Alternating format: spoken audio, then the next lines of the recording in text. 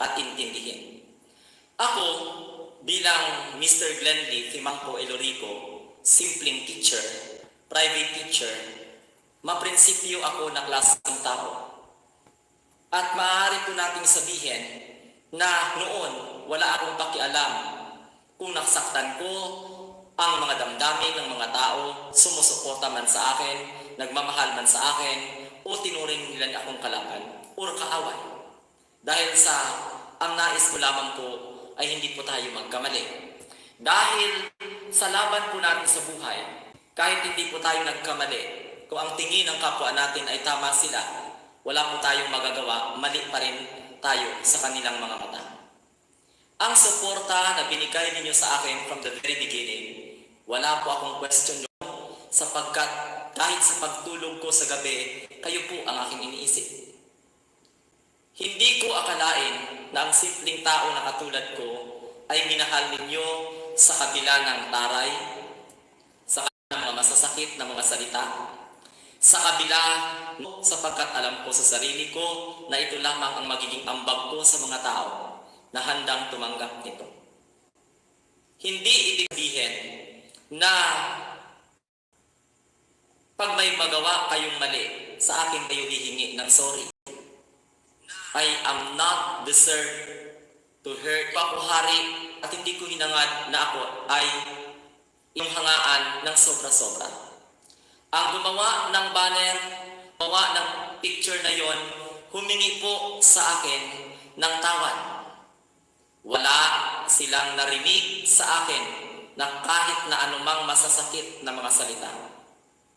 Umalis ako sa bawat GC, hindi dahil sa hindi ko kayo gustong makasama sa laban ko at sa paglalakbay ko, na para naman po sa inyo, na may malaman kayo at matutunan kayo sa sarili ninyong pamamaraan.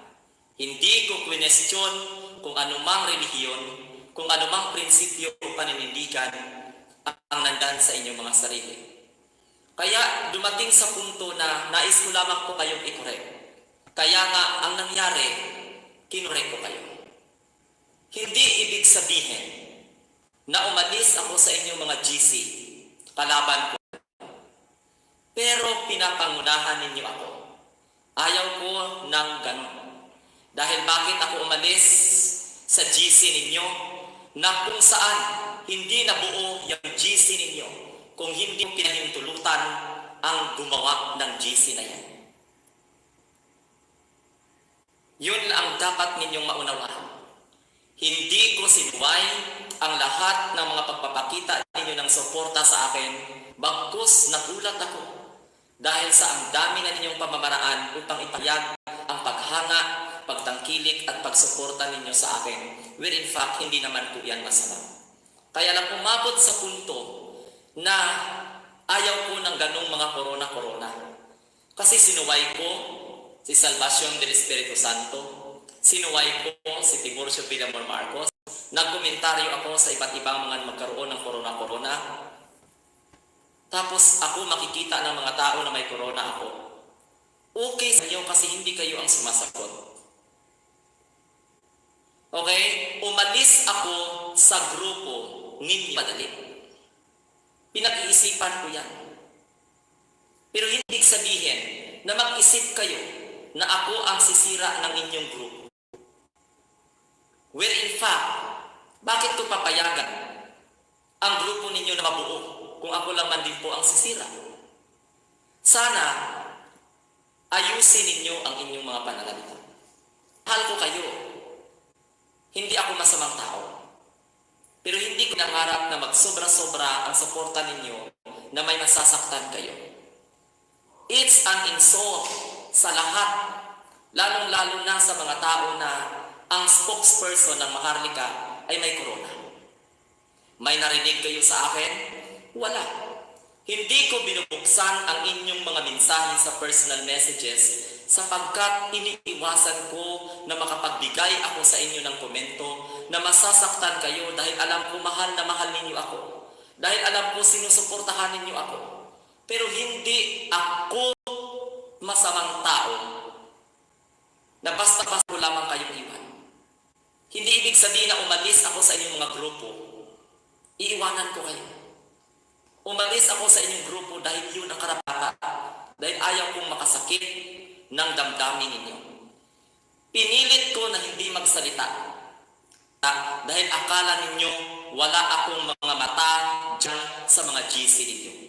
Remember, umalis ako sa GC para malaman ko kung sino po ang loyal sa kanilang mga sarili. Hindi ko po hiningan sa inyo na suportahan ninyo ang Maharlika Nation mula ulo hanggang paa. Hindi ko hiningi sa inyo na suportahan ninyo ako mula ulo hanggang paa, pero binigay ninyo. Sa ngalan ni Bathala, nagpapasalamat po ako. Tiniis ko lahat ng mga pang-alipusta ng mga tao. Pero yung pag-isipan ninyo na ako ang sisira ng ninyo, hindi po yan maganda. Unang-una, nagtiwala ako na mahal ninyo ako. Umalis kayo sa bawat grupo ninyo, hindi ko kayo pinaalis. Hindi ako nagkomento sa inyo. Pero ano ang sabi ko sa inyo noon? Ang mga kakampi ko, magiging kalaban ko. Kung ang pag-alis ninyo sa bawat grupo ninyo ay yan ay magiging dahilan upang masira ang pangalan ko, hindi ko po yan papayagan. Kaya pasensya po kayo kung hindi ko sinasagot ang mga mensahe ninyo. Hindi sa galit ako sa inyo, kundi ayaw ko kayong saktan. Umiiwas ako because I cannot control myself. Kung spiritually matured kayo, alam ninyo kung ano po ang aking ibig sabihin. Minahal ko kayo. Hindi mababayaran ng pera ang suporta ninyo sa akin. Ang tiwala ninyo sa akin, in the first place, you don't know me personally from the very beginning. Boses ko lamang po at mukha ang inyong nakikita. Hindi niyo po ako nakikita. Wala po kayong alam sa pagkatao ko. Kung minahal ninyo ako, pasalamat ako. Pero wag ninyo akong pag-isipan dahil sa guilty kayo. Gumawa kayo ng mga banner, hindi ako naglaan. Pero alam nyo, tingnan ninyo ang dahilan kung bakit nagkawatak-watak kayo dahil sa mga banner ninyo. Sino ang nagtanim ng inggit, ng selos sa bawat isa sa inyo? Kayo, hindi po ako.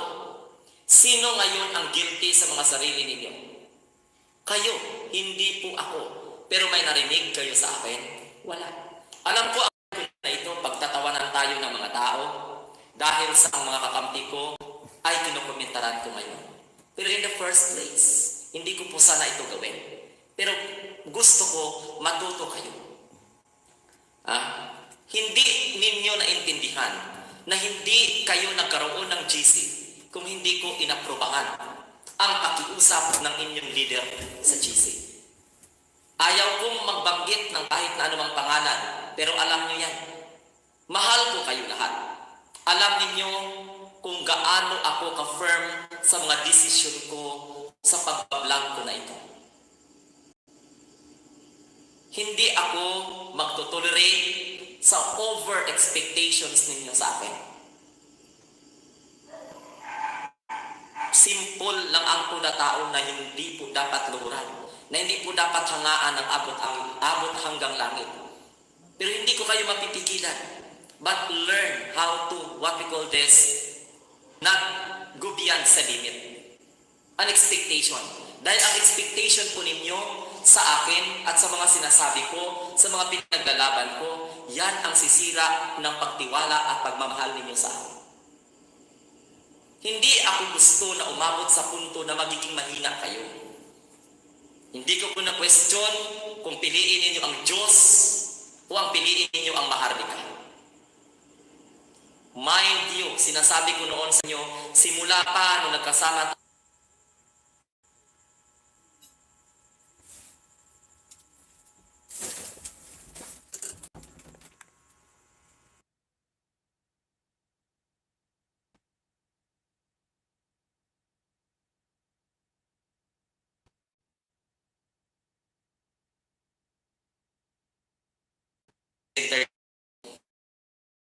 kung di umalis ako sa GC upang maging malaya kayo.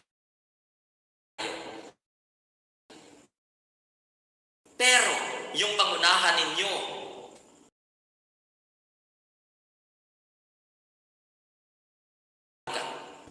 Sinasabi ko sa inyo yan, huwag niyong gamitin kung yan po ang inyong mga pananaw. Dahil hindi po ako magsasalita kung wala akong pakiramdam na ang iba sa inyo nagtanim ng inggit at galit sa bawat isa. Pinayagan ko kayo na gumawa ng mga logo, na mga banner dahil po sa naniniwala ako sa inyo sa pagsuporta ninyo. Pero hindi po sana yan ang magiging dahilan para magkawatak-watak kayo. Tingnan ninyo ano ang nangyari. Magkawatak-watak man kayo o hindi, Maharlika is a Maharlika. Maharlika Nation is a Maharlika Nation. Ngayon, kung ayaw niyong sumuporta sa Maharlika Nation at piliin ang Diyos sa buhay ninyo, no one can question about it. But please, do not include the name na ako ang dahilan upang masira ang grupo ninyo. Because in the first place, kung gusto kong sirain ang GC ninyo, napakawalang hiya ko naman ang klase tao. Wala pa akong dahilan upang sirain ang relasyon na binuo ninyo. Bagkus nagpapasalamat pa po ako sa inyo dahil tinanggap ninyo ang bawat isa na kailangan ang kapatid, not by blood, but by spirit. Yan lamang po ang gusto kong mangyari sa inyo. Sa bawat isa sa akin, hindi lang sa inyo, kundi parte na natin na rin sa sarili ko, na hindi po sa material na bagay dapat tayo mabubuhay, kundi sa spiritual. Pero, ang hihina ninyo. Ang hihina ninyo. Sinasabi ko na sa inyo noon pa na darating ang araw, masakit man, mag-iisa na lang akong lalaban. Pero hindi dahil sa iiwan ko kayo, kundi dahil sa kayo ang mag-iwan sa akin. You can do whatever you want. But please, do not give any idea sa makasama ninyo na ako ang dahilan para masira ang mga grupo ninyo. Kasi bakit? Kung hindi ko kayo mahal, yung lagyan ninyo ng korona ang aking ulo. Hindi ako hari. Sa panahon ngayon, kailangan ng pagpakumbaba, kailangan ng pag-unawa. Masakit man na magkomentaryo ako sa inyo kasi alam ko natatamaan kayo. Pero unang-una, hindi ko naman kayo pinaalis. Hindi ko naman kayo pinalayas. Hindi naman po ako umalis dahil may sama ako ng loob sa inyo. Hindi lang ako nagkomentaryo dahil mahal ko kayo. Kasi alam ko masasaktan kayo. Kaya never akong nag-comment sa inyo. Kaya umalis ako sa inyong GC sapagkat ganito dapat ang tandaan ninyo. Once na gumawa kayo ng GC, responsibilidad ng gumawa ng GC upang disiplinahin ang mga member. Pumasok ang member sa inyong mga GC kasi dapat alam nila kung ano yung rule. Pero bakit lumabas yung mga bagay-bagay na hindi naman na-edit? Magaling kayo na creatress. Magaling kayo na mga admin. Magaling kayo na mga creator. But first and foremost, did I ask you? Did I ask you to make logo or banner except doon sa isang tao na pinagkatiwalaan ko? Pero ano? Deep inside, naramdaman ninyo ang inggit ninyo, ang galit ninyo dahil sa hindi kayo ang natili, dahil sa akala ninyo na itsapwera ang mga gawa ninyo. Kaya tingnan mo ngayon anong nangyayari. Pati ako pinagdududahan ninyo na sirain ko ang grupo ninyo. Kung gusto kong sirain ang grupo ninyo, ano ang makukuha ko? Huwag ninyong ipamukha na ako ang dahilan ng inyong pagkawatak-watak. Because first and foremost, as an admin, kayo dapat ang may alam kung ano ang nangyayari sa inyong grupo. Simple lang ang ating ipinaglalaban dito. Hindi ko hiningi ang support ninyo. Suportahan ninyo ang mga sarili ninyo. Kaya ako nasasaktan dahil gusto kong lumigaya kayo. Kaya ako ngayon nag-iisa dahil sa gusto kong mabuo kayo. Hindi nyo alam kung ano ang mga pinagdadaanan ko. Hindi ito para sa akin, para ito sa ating lahat. May mga tanong ng mga member ninyo, ako ang sumasagot. So minsan naiinis ako dahil sa hindi ko alam kung paano sagutin. Dahil first and foremost, tingnan ninyo, hindi nga ako nakikipag-communicate sa inyo sa GC, kahit member ako. Umis ako, hindi po dahil sa galit ako. Nag-iisip lang kayo dahil sa guilty kayo. Dahil unang-una, hindi nyo namalayan na dapat pala kayong magbantay. Okay? So wag naman. Discipline yourself. Huwag ninyo akong idamay sa pagka-guilty ninyo. Mahal na mahal ko kayo from the very beginning. You treat me as my brother, I treated you also as my sister. Not by blood, but by spirit. And thank you so much for that. Pero wag na wag ninyong ibaling yung mga usapin na mamili kayo. Dahil first and foremost, darating ang panahon mamili man talaga kayo. Kaya hindi ko kayo sinisita sa inyong paniniwala. Nakikinig lang kayo sa akin, nanonood lang kayo sa live ko. It's up to you to decide kung anong makakabuti sa buhay ninyo. Kaya kung ako sa inyo, umayos lang tayo. Kasi bakit? Wala akong problema sa akin kung hindi kayo magsuporta sa akin. Pero wag ninyong isipin na ako ang sisira sa inyo. Because first and foremost, wala akong ginawang mali sa inyo. Kayo ang magsusuri sa akin. Nag-like ako dyan sa inyong page. Alam ng Diyos, alam ni Bathala, alam ni Allah kung ano ang laman. Ang problema sa inyo, kayo mismo ang nag-overreact. Diba? Yun ang problema. Kung iniisip ninyo na mga walang future, ang mga pinaglalaban po natin, pwede naman kayong mamuhay personal. Hindi kayo pinipilit ng tao. Remember, ang pagsuporta, ang pagmamahal, hindi po dapat one. Dapat straightforward.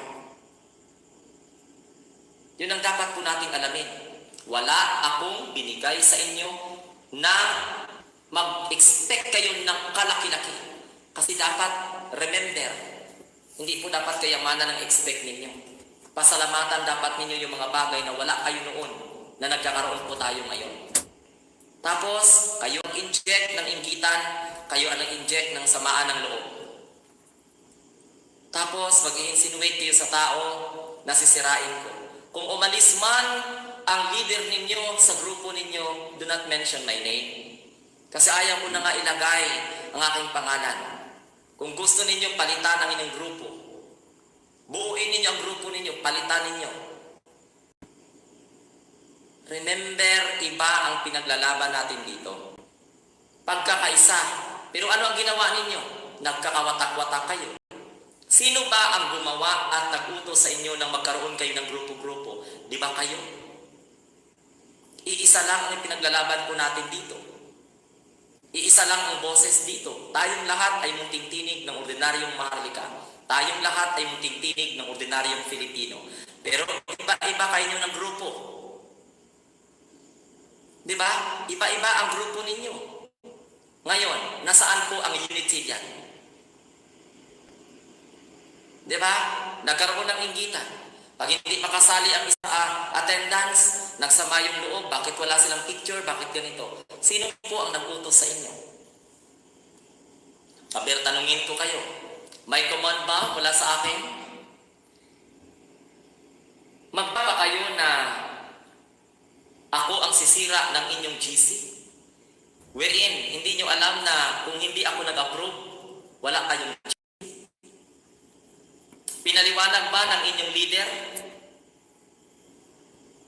kung bakit meron kayong GC ngayon? Nagtanong ba ako, nag-interfere ba ako sa inyong mga trabaho? Di ba sa tagal-tagal na paggawa ninyo ng mga logo, ng mga banner, hindi ako nagreklamo? Maliban lang doon sa isa, naintindihan ninyo, never akong nagreklamo. Pero tingnan nyo ngayon, kaya sinasabi ko, hintayin ninyo ang pagkala ko para at least kayo naman ang susunod sa akin. Dahil whether I like it or whether I like it very much, I don't have any option, magpapaalam ako sa inyo. Unawain ninyo yung lahat ng aking mga sinasabi. Nagpapataasan kayo yung mga talent. Aminin nyo sa akin o hindi, nasaktan kayo dahil sa opisyal na logo ng Munting Tinig ng Ordinaryong Pilipino, Munting Tinig ng Ordinaryong Maharlika ang ipapagamit ko. Pero ang nakabalandra sa mga trabaho ninyo, ang skills ninyo. hanggang sa umabot sa punto na impact niyan sa Maharlika na may sana hindi na ninyo pinag-usapan. Sana nag-move on kayo. Ha? Alam ninyo na alam ko kung ano ang nangyayari kahit wala ako sa mga grupo ninyo. Yung Kappa Defender pa lang ako, balis na ako sa mga grupo ng Kappa GC. Dahil ayaw ko. Dahil kay pit member, yan din ang nagsisira. That is the reason why I want to discipline. I wanted you to be disciplined. Ngayon, aminin man natin, kailan nyo ba nasabi na hindi ko tinanggap ang sorry ninyo at ang apology ninyo? Ha? Kailan ko ba kayo kinumpronta? So yun. Yun yung akin. Marami na tayo dito. Matagal na tayo, marami na tayong pinagdaanan. Ngayon pa ba kayo matitinag? Ngayon pa ba kayo hina dahil sa personal na mga interest ninyo? Sino ang nagtanim ng inggit at ng galit sa bawat isa sa inyo? Kayo. Dahil sa isa lang ang logo na sinuportahan ninyo, gumawa kayo ng banner, gumawa kayo, nagreklamo ako, wala. Dahil ako po ay na-appreciate. Kaya lang umabot sa limit na kailangan ko na po. Alangan naman na hayaan ko lang yan. Kaya sa pag-alis ninyo at sa pagkomentaryo ko, huwag na huwag ninyong isipin na hindi ko malalaman. Kasi kapag may lumabas na issue against me, hindi ko kayo tatantanan. Creatress, admin, o kahit na anuman ng mga GC, mahal ko kayo. Nagpapasamat ako sa inyong suporta. Naglalamay kayo, gumagawa ng paraan, nagbibigay kayo ng oras upang ipakita ang pagsuporta ninyo. Pero huwag kayong mag-isip na hindi ko malalaman ang lahat ng usapan ninyo sa GC. Dapat, marunong kayong makaramdam. Hindi ito yung panahon na mamili kayo kung kani-kanino. Alam ko, religious kayo. Alam ko, naniwala kayo sa Diyos. Nobody questioned that. And I did not question your faith, your belief. May narinig ba kayo sa akin na mayroon akong relihiyon na ini-endorso? May narinig sa akin na inaaway at inaalis ko ang paniniwala ninyo sa Panginoon? Wala. So ito yung mga panahon na dapat ayusin. Dahil sa alam niyo naman yung ugali ko, mapagkumbaba ako na tao, madali ako masaktan, pero nagpakatatag ako para sa inyo. Kasi aminin nyo at sa hindi, wala kayong alam kung hindi ako lumabas. Wala kayong alam kung hindi ako lumabas. Whether you like it or whether you like it very much, pwede kong ipamukha sa inyo. Pero hindi ko ginawa. Dahil sa bakit? Ito yung responsibilidad na ginampanan ko. Hindi ko tiningnan kung may maniwala sa akin o wala na maniniwala sa akin. Pero tingnan ninyo mga ate at saka mga kuya. Nag-iisip kayo na mayroon akong magic.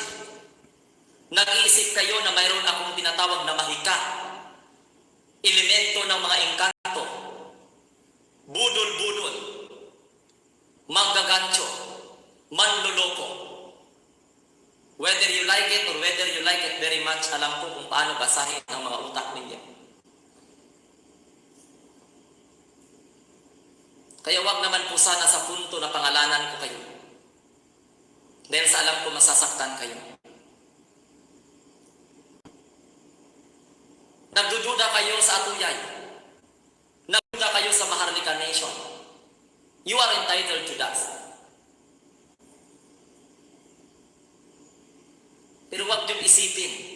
na may ginawa akong kapangyarihan upang maniwala ang mga tao sa akin sa bawat salita ko. Kasi hindi ako mangkukulang, hindi ako mambabarang, hindi ako manggagamot. Masakit lamang dahil sa alam nyo sa sarili ninyo na isa kayo sa mga nag-iisip niyan.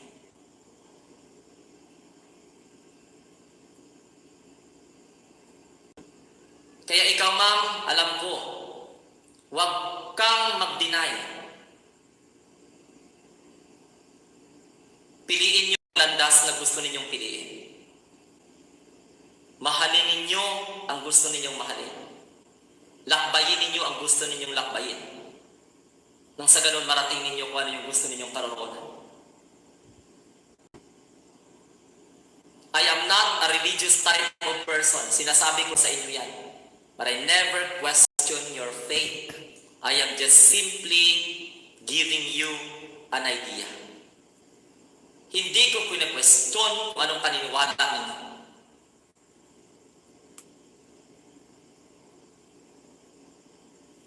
Nagkaroon kayo ng duda sa aking pagkatao? Nagkaroon kayo ng duda sa aking pinaglalaban? Hindi niyo ba tinanong ang sarili niyo simula noong una sinuportahan ninyo?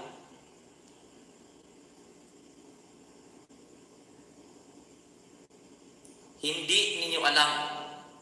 Kahit na ako nakaupo dito, kayo ang iniisip ng taong nasa likod ko.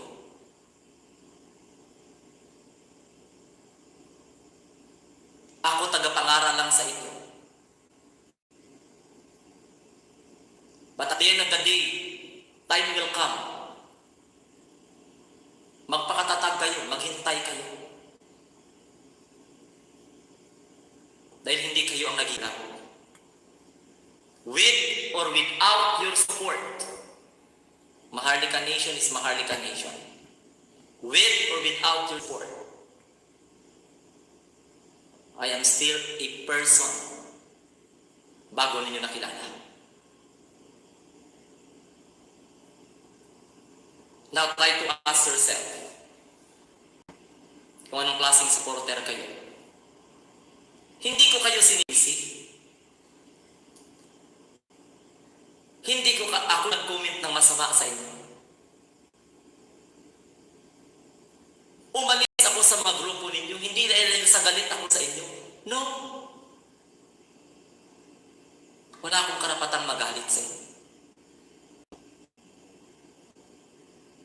Kayo mismo ang nagpakilala ng mga sarili ninyo.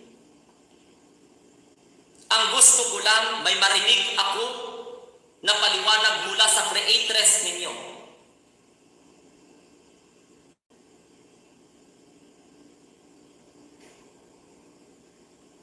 Kasi kahit alam niya o hindi, liability niya pa rin.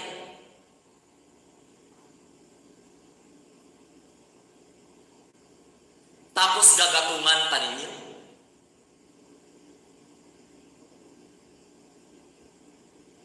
Hindi madali yung aking role. Kailangan kong i-correct ang dapat i-correct. Kailangan kong pagsabihan ang dapat pagsabihan kahit ang mga nagmamahal pa ng sobra-sobra sa akin. Hindi madali. Hindi po madali. Ang hirap kaya na pangaralan ang mas matanda pa kaysa sa'yo. That's an insult. Ako na lang ang mahiya. Sinasabi ko sa inyo, magpakatatag kayo. Makinig kayo kung gusto ninyong makinig. Mahalin ninyo ako kung gusto niyo akong mahalin. Hindi ko kayo pinapalaya sa buhay ko. Hindi ko kayo pinapalayas, hindi ako galit sa inyo. Pero kung umalis kayo, ipaliwanag niyo sa mga member ninyo na wala tayong conflict.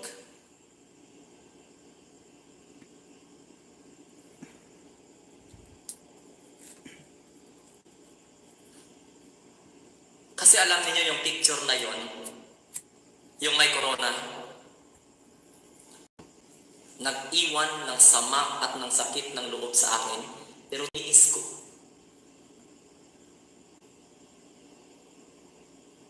Tiniis ko na hindi ninyo marinig kung ano ang nararamdaman ko.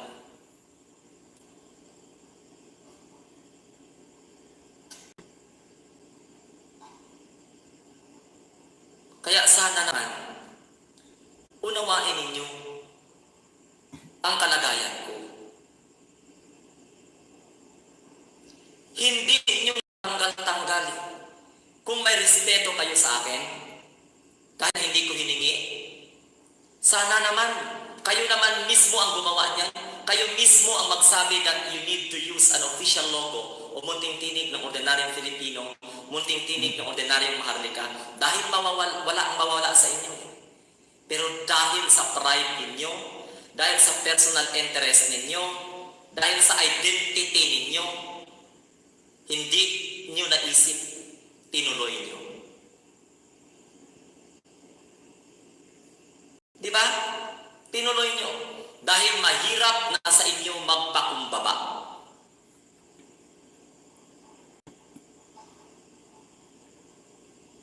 Naintindihan niyo?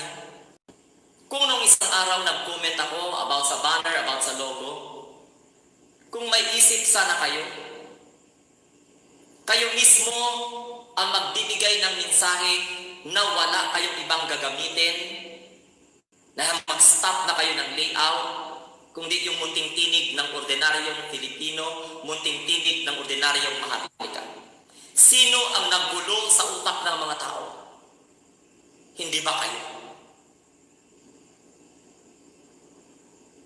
Dahil sa may sarili kayong grupo. Ang isa pupunta dito sa grupo, ang isa pupunta dito sa grupo, ang isa pupunta dito sa grupo. Hindi ko lang kayo sinuway kasi gusto kong malaman ninyo sa inyong sariling pamamaraan na hindi po yun tama. Pero binigyan ko kayo ng pagkakataon na madiscovery ang katotohanan. May munting tinig ng ordinaryong Filipino kung saan-saan ang sulok ng mundo. Dato Emmanuel Magsisibya, mayroong ganitong grupo, mayroong ganitong grupo. Bakit hindi kayo magkaisa?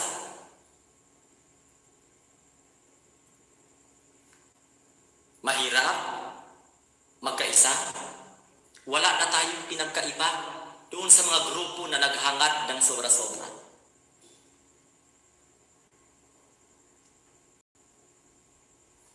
Unawain ninyo ang lahat ng mga nangyayari.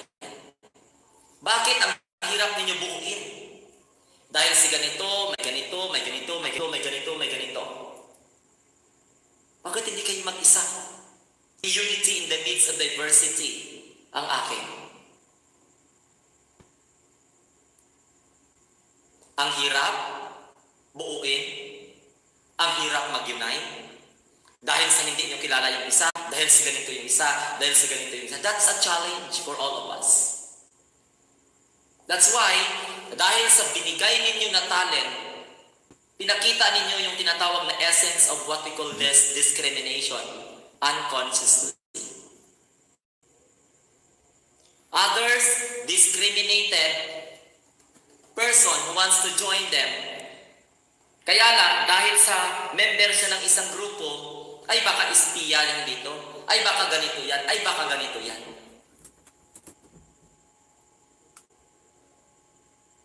Di ba?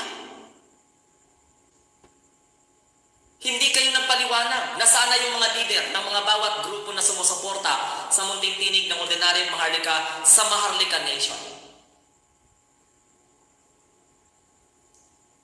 Di ba nagkanya ka kayo? Paano natin ma-achieve ang unity dito?